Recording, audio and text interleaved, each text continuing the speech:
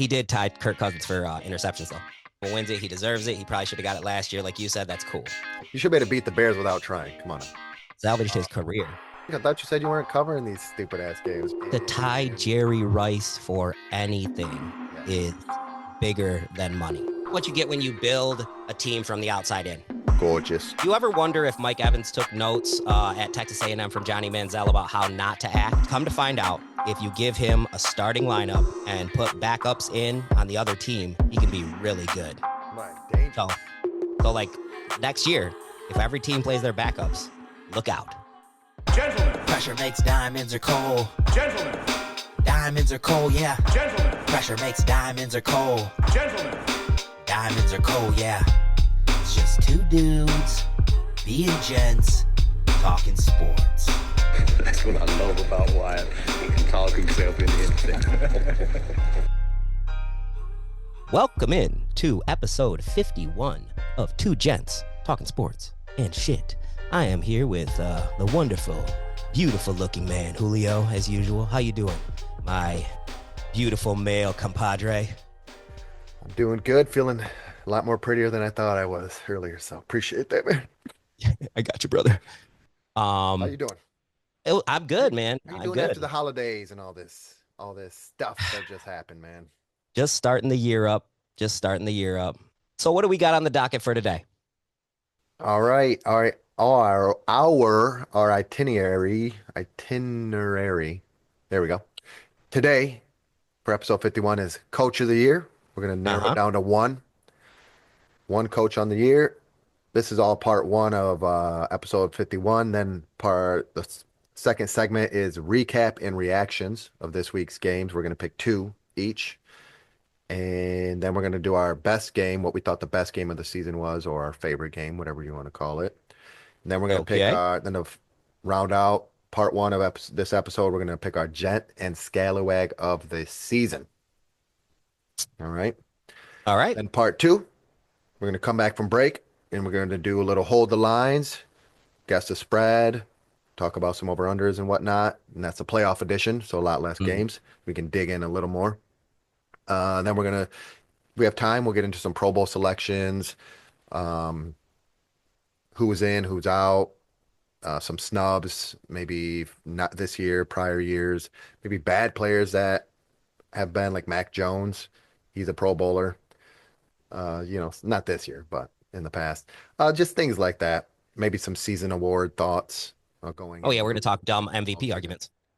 And then that'll round it out. So let's get started with part one, which is Coach of the Year. Coach of the Year. All right, man. What do you got? Gorgeous. Well, at first I thought we were doing 5 coaches of the year, but so I just picked my number one coach that I had there, and that is Dan Campbell, Detroit Lions. They're the number one offense, and they have the most points scored per game, which is 33, and like I think it's 33.1. I wish it was 33.3 because then if they in 3 games they'd score 100 or 99.9. Anyways, they're 8-0 on the road, 6-2 at home, and since he's been the coach, the team has jumped. The first year they jumped 6 wins in between the season, then they jumped 3, and then they jumped 3. So they keep increasing every year. They're 15-2 this year. They won the division for the first time 2 times in a year, or 2 times in a row since 1952 through 1954. That span back in the day. That's pretty damn impressive. It's the first time they're the number one seed in team history, and it's the 6th team in the history of the NFL to have 70 touchdowns at least. And I think he deserves to get Coach of the Year because he swept Kevin O'Connell, whom was the favorite to win Coach of the Year for the last probably month or something like that. And he's been very high on our list. That's who I think the Coach of the Year. That's my Coach of the Year. We'll see what the NFL has to say, and we'll see what you have to say. All right. My only thing that I'm gonna say, I'm gonna choose someone else. I'm not gonna say they're wrong. I think if Dan Campbell wins it, he deserves it. He probably should have got it last year, like you said. That's cool. But I thought about this.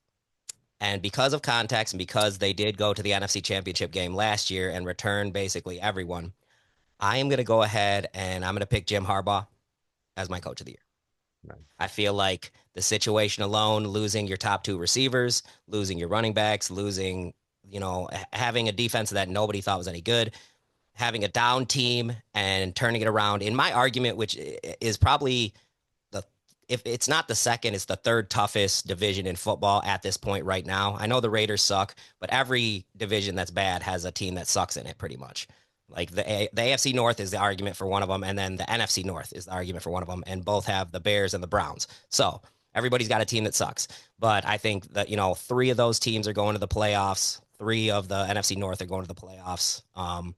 Yeah, I feel like he deserves it too. I hope Dan Campbell wins it though. He did get the one seed, and the Chargers kind of made their way into the playoffs, but exceeding expectation. The Lions were a favorite to make the Super Bowl in the beginning of the season, and the Chargers were. I don't even think they were probably favored to make the playoffs. And I think their over under was like 8 wins or something. So I think they did a good job. But that's just that's neither here nor there. I'm not going to argue it to the point where I care. I think Dan Campbell deserves it, and if he gets it, I'll be happy.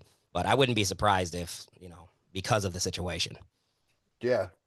Yeah. Some of the honorable mentions are got to be Andy Reid, obviously, Mm-hmm. Kevin Yep. O'Connell, Todd Bowles, and Sean Payton. I think him and Dan Quinn, It was between or him and it was between him Dan and Quinn yeah. and Jim Harbaugh, I think are like almost had very similar accomplishments this year, except just different, players and things like Harbaugh had Herbert, experienced quarterback, Quinn and Payton had rookies, but maybe I don't know. I think Harbaugh, what he made, he made that he willed that team. Him and his staff made that team formidable, and they're in the playoffs, and that's very Yeah, I impressive. think you make a good point with Quinn and Peyton. Peyton was going to be my second one, I thought, but then Yeah. I don't know. It's pretty tough either way. But I think that any of those four guys could win it, and I'd be okay with it, to be What honest. I think is impressive here, underlying thing here is that there's a lot of good coaching. There's a lot of bad coaching, but there was a lot of really good coaching, and I think that's good for the NFL's future and the product that they put out there. Yeah, there's a lot of younger guys. Well, not young, but there's a few young guys that I really like too, like Mike McDonald in Seattle. There's a few guys Yeah. that are pretty good. Sean So Payton's like young and hungry, young, and I was like, don't, you need to stop. You're coming across as a pedo. Calm down, buddy. yeah, no, Young and hungry, and I'm made out of like chocolate. hey, Like, wait, hey, calm down with the P word. Bo Nix is 25. All right. what? Anyway, He's a little old. all right. So what do we got now? We going into recaps? Next, we're going to go into 2 games each, recaps and reactions. We Want to go decided two first? games. I will. We decided two games I will. because there's not as much playoff implication in a lot of Week 18 games, and so we decided not to talk a bunch about games that really didn't matter. Even if they're draft position games, they're not that important We'll as far as it cover goes. it at some point, probably At in some this point, we will. episode, Yeah. I'm sure. First one I'm going to do Those is games. Chiefs at Broncos, which has a few implications because you believe the Chiefs blew this game because they didn't want Cincinnati in the playoffs. I believe that them beating the Broncos would have been good for them, considering Buffalo's the only team to beat the Chiefs. They've beat Cincinnati the last 3 times, and Cincy would have been playing Buffalo in the first round and could have knocked them out. But that's my argument about it.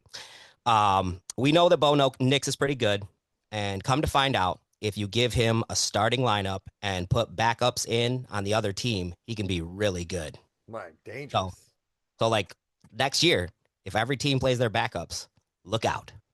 All jokes aside, I've been seeing the rhetoric from Cincinnati fans, that the Kansas City threw the game. And so the Bengals couldn't make the playoffs because they're scared of a team they beat 3 times since the last, since it was named Burrowhead 2023 AFC Championship game. I mean, that's enough said.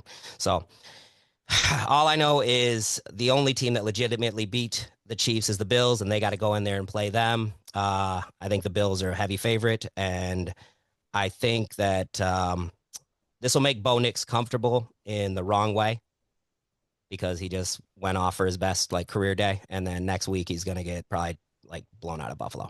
So that's my thought on that game. 38-0. The Chiefs ran the ball 100 times. They didn't play to win this game, and I think they just want to get their guys off the field. So, Well, to call Carson, walk it to him Wentz, so he was just like literally turning around and just walking it to the running back.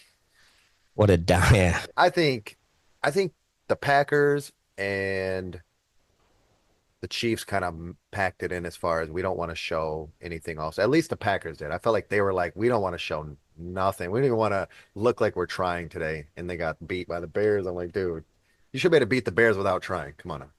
Yeah, I don't know if the Packers are as good as we think they are at this point, but we'll see.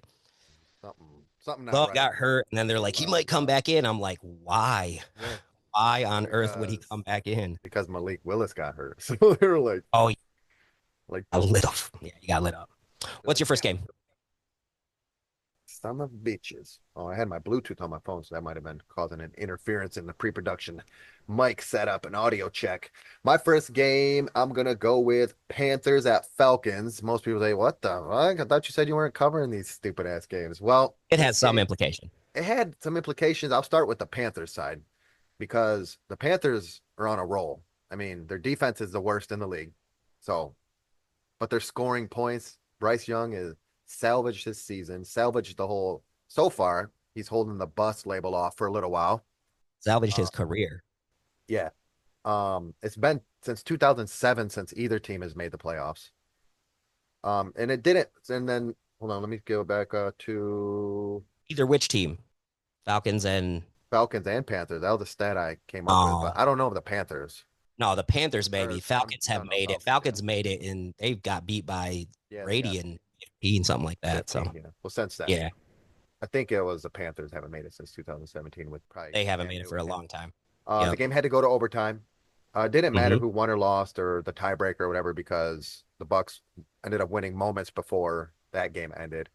Um, Hmm. but you still can't let Bryce Young throw three, run in two touchdowns, and open the overtime with a 70-yard touchdown, a 70-yard drive to end in a touchdown in a Yeah. must-win game. I mean, I don't care with the Bucks or whoever won.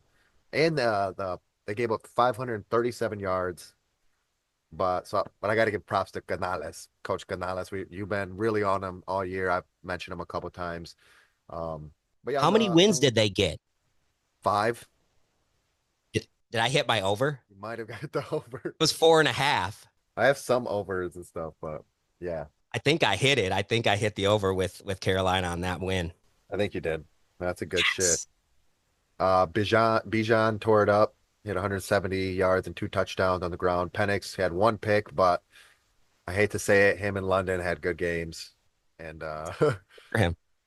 they got a bright future ahead. Atlanta's only question is like, what do they do in the offseason with Kirk Cousins? And the Panthers is what do they do with their draft picks and that defense, worst in the league. Yeah, it's going to be interesting to see. I like the Panthers. I think they'll be all right next season. That division besides Tampa's good, but that division is up for grabs. I think it is. Either way. Tampa's won the last four, Hmm. so we'll Yes. see. We'll see. We'll see Yes. what comes. Panthers, I mean, sky's the limit. They can only go up. What's your Okay. second game? Speaking of Buccaneers, Saints and Buccaneers played. Bucks had to win to get in, and it looked real shaky for a while. And then Baker started doing like, don't get me, I don't love this because he got hurt in Cleveland doing this shit, but he started being like, I'm just gonna run the ball, and started like taking off, and it was like Adam Sandler in The Longest Yard, the newer one, where he's like, fine, I'll do it myself, and ran through like 19 dudes. They got his helmet knocked off, and they were like, pretty good, huh? Yeah. So it felt like that. Mike Evans got it. So they're in. Yep. They looked good. They're going to get a home game. Mike Evans got his 11th straight 1,000-yard season. I don't know if Jerry Rice had 11 straight, but he tied Jerry Rice for the most 1,000-yard seasons. I don't know if it was consecutive or not. I'll have to look that up. He was super excited when he accomplished it. They all were. I was everybody going to was, say, yeah. do you ever wonder if Mike Evans took notes at Texas A&M from Johnny Manziel about how not to act? I do. Yeah. Oh yeah. I think he did. He's like one of the top 5 most professional receivers I've seen.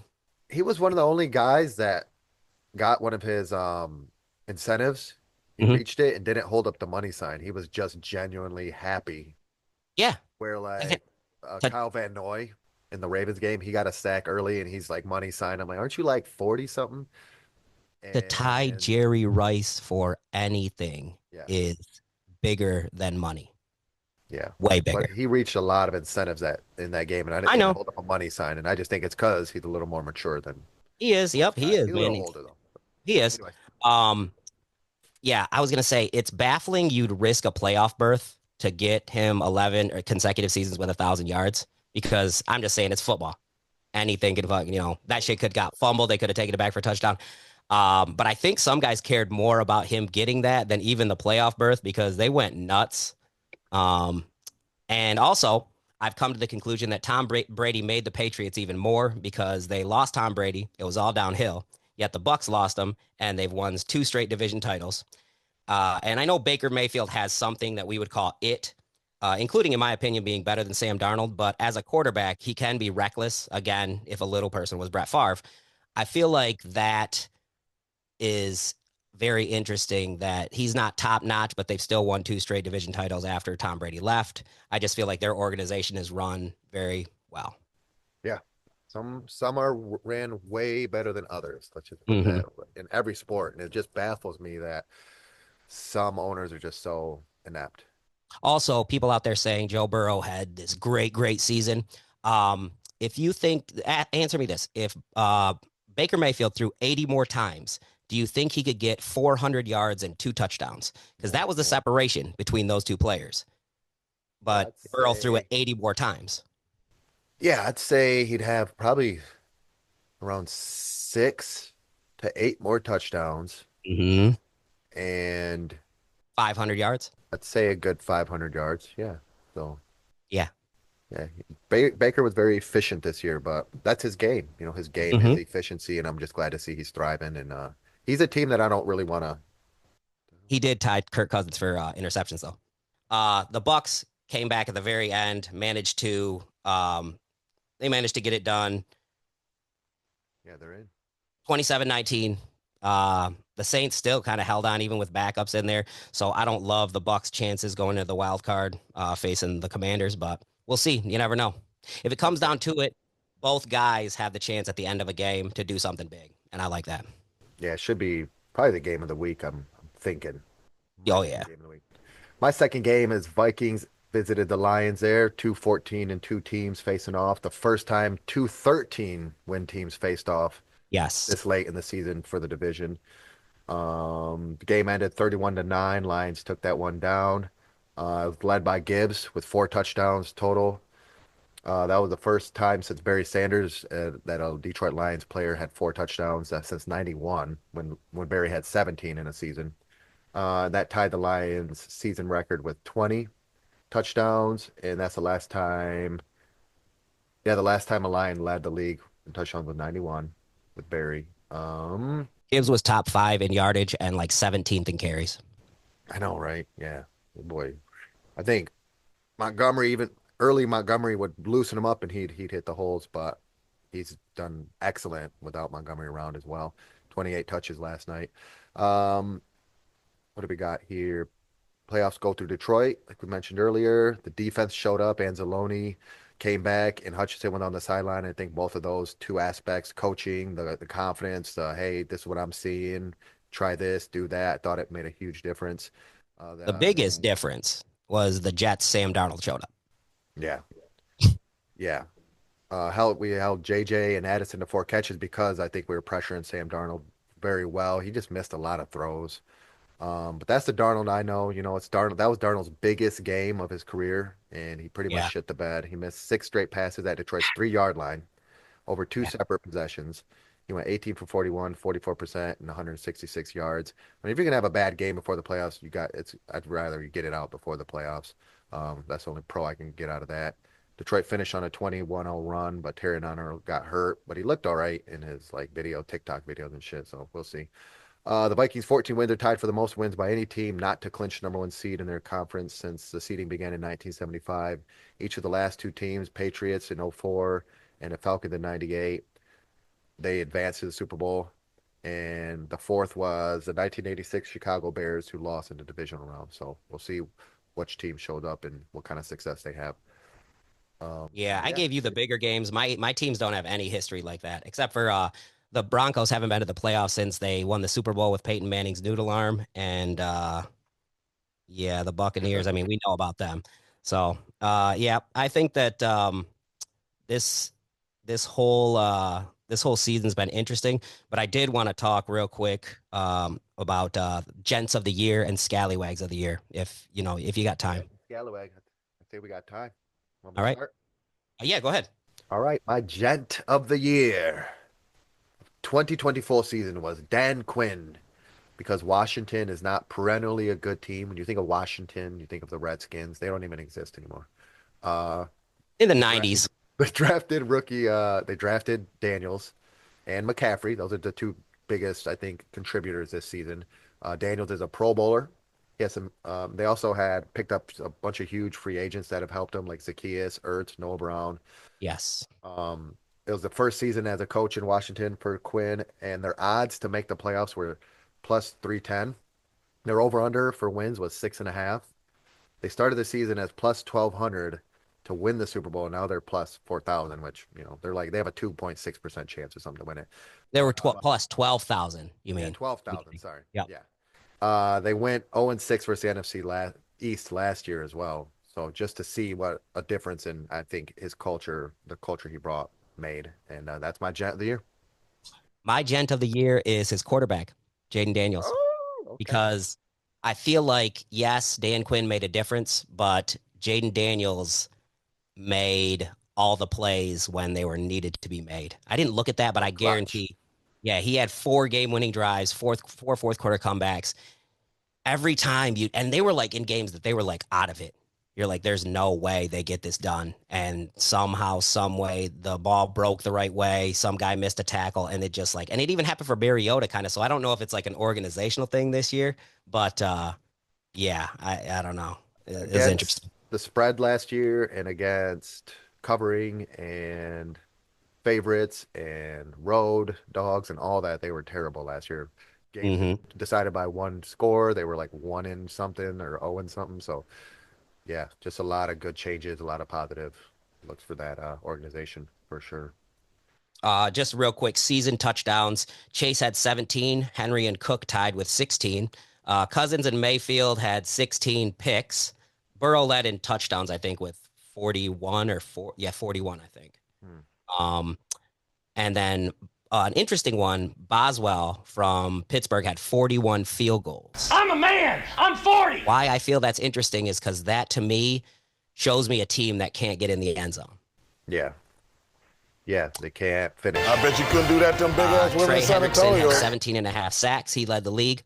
And then my favorite stat this year is Tyreek Hill had an 80-yard catch game one. After that, his long was 30, which he had twice. That's the way it is. Hey, his door is open. He out.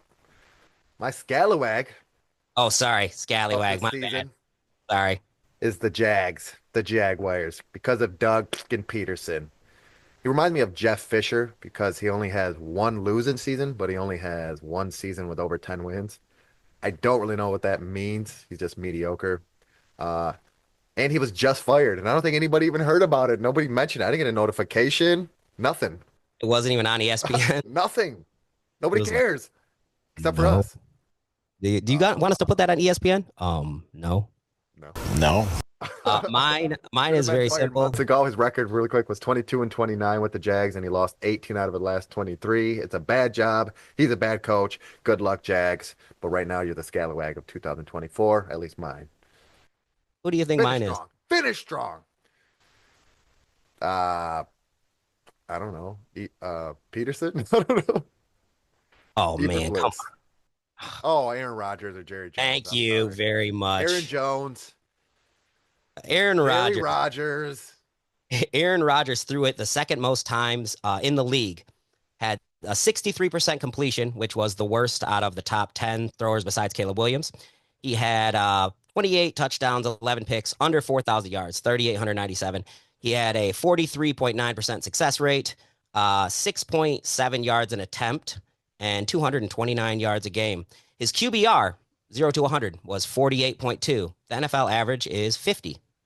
He got sacked 40 times, and he was basically the epitome of a 40-something-year-old with a torn ACL, and he went 5-12. Sorry, he just turned 40. Oh, by the way, don't watch Enigma because it's not important. Yeah, I think Rodgers is gone next year. I think if they got rid of Salah, I think they can get rid of Rodgers. I that's fine. I kind of want him to come back so it could be bad again, but whatever. Yeah, I don't Oh, know he's what the 41. Jets are Sorry, doing. 41. Jets, they're one of the worst. Yes, They're one of the worst. But yes. that's what you get when you try to impress people and your friends that live in London and all that What you stuff. get when you build a team from the outside in, Yeah, exactly. And trade just for like the Bears. receivers late. That don't make any sense. You need linemen, running backs, fullback. You look at the Ravens and To San play Francisco, their fullback. fullbacks or their fullbacks go every year basically.